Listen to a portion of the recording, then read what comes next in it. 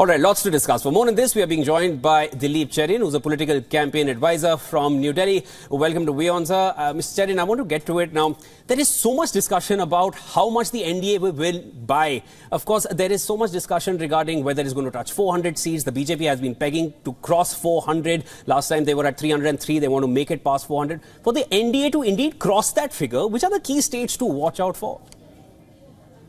I think the three key states to watch out for are Maharashtra, Uttar Pradesh, and Bihar.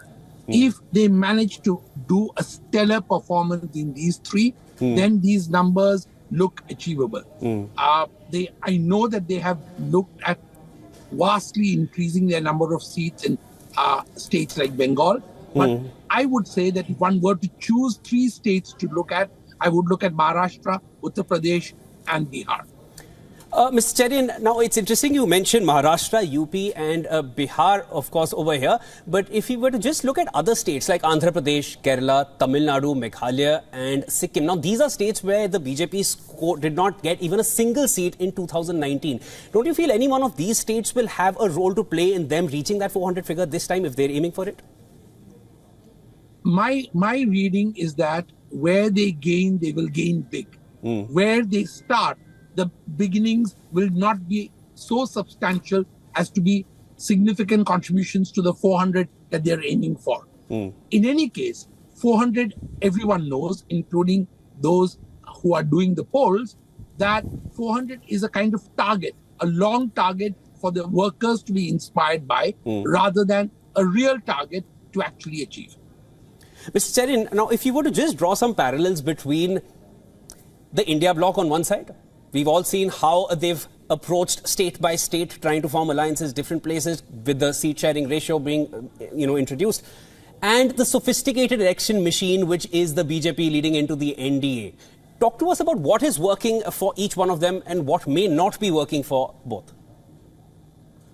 What is not working for the India bloc is the excitement of individual leaders who want to maintain as far as possible the sanctity of their vote share and the seats that they are used to having. That's not working. Whereas on the NDA side, there is far greater congruity of purpose and far greater synchronization of actions. The interesting thing is that despite these lofty targets, the NDA is making every effort to ensure that it gathers under its fold more regional allies than ever before. Please understand, however, that past experiences have shown regional parties that the aligning with the BJP within the NDA is a short-term gain. So as far as this is concerned, this exercise, the India bloc continues to remain frozen in time and also divided within.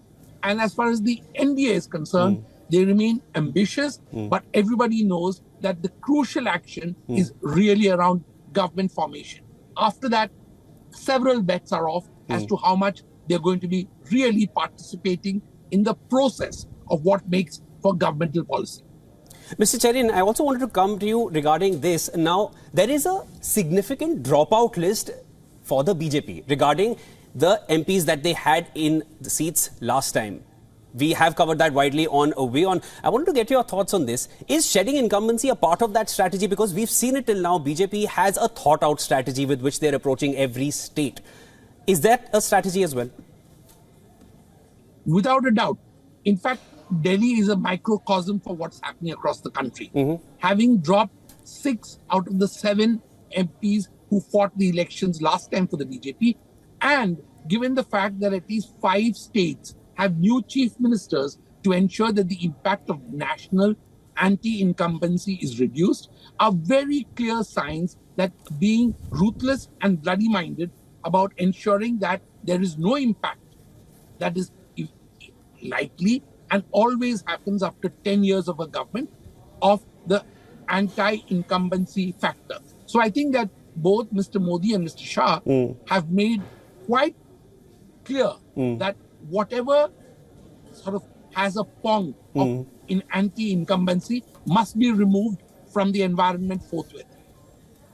Mr. Cherian, there's one more aspect. You initially mentioned that Maharashtra, UP and Bihar are going to be the deciding factors here for them to touch that 400 figure.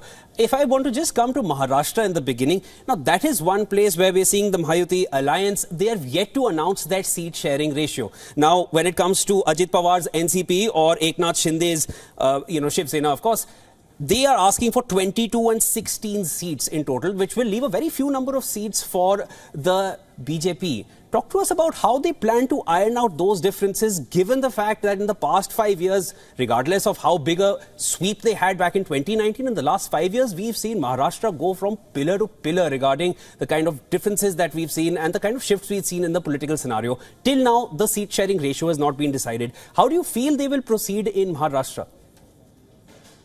I think they will proceed like Big Brother ought to proceed, squeeze the space for these regional parties and keep them confined to smaller seat shares. There is no question that the BJP is not going to cede too much ground just for the sake of alliances in Maharashtra. Of course, there are several opinion polls that have come in, and that shows that the NDA alliance will be able to cross the 40-seat mark. But you seem absolutely confident on that. And of course, there is going to be a lot to discuss going forward as well. I just want to, one last thing, one final thought I want to take from you is, do you feel Prime Minister Modi's jabs on dynastic politics, do you feel that is again a thought-out strategy, or do you feel that is more out of, it's an add-on to their actual basis of reaching that 400 figure? I think these elections are going to be fought on trust of the ultimate leader.